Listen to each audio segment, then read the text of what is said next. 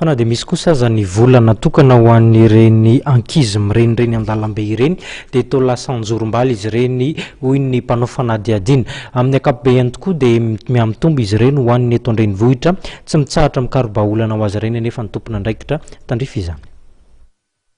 Nisafidy ny hanatanteraka fanadihadiana mahakasika indrindra ireo zaza mirenireny sy mipetraka an-dalambe ny mpianatra iray izay mandala manokana ny momba ny serasera etsy amin'ny sekoly ambony Samisezika etsy Amparibe. Ny fahitana fa mihabetsaka ary mitombo isa andro aman'alina ireo zaza mirenireny an-dalambe no isana tonga ity mpianatra ity nisafidy ny hanadiady manokana momba izany. Dia izy mbola voasa fikarohana voafandraofana vahaolana sy toro-kevitra mbola fanomezana hoe reto ny vahaolana dia arakaraky izay fikambanana indray azy ihany izany. Rehefa natao moa fanadihadiana ireny zaza ireny dia hita fa ilay zaza manana fianakaviana ary zareo ny ankamaroany dia nole olana amin'ny fianakaviana ao ohatra nahatonga azy mirenireny dia ny sasany indray nefany fasahirana ray aman-dreny noho ny amin'ilay krizy moa izany no tena betsaka tamin'ilay fanontaniana. Misy tokoa amin'ireny ankizy mirenireny ireny no manana fianakaviana saingy tsy misy miraharaha na ihany koa teren'ireo fianakaviana hitady vola na hanao asa mamoha fady indrindra ho an'ireo tovovavy kely.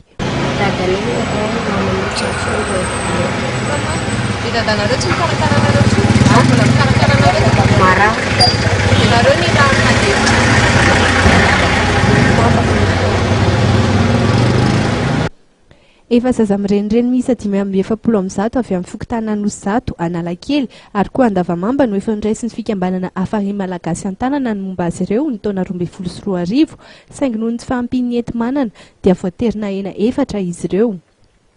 Anisan'ny tokony atao laharam-pahamehana raha ny fanazavan'ny fikambanana Afary Malagasy hatrany ny tokony isian'ny fandraisana an-tanana ireny zaza mirenireny ireny satria mety ho avy amin'izy ireny ihany koa ny hitrangan'ny tsy fandriam-pahalemana satria tsy misy ny manoro azy ireny.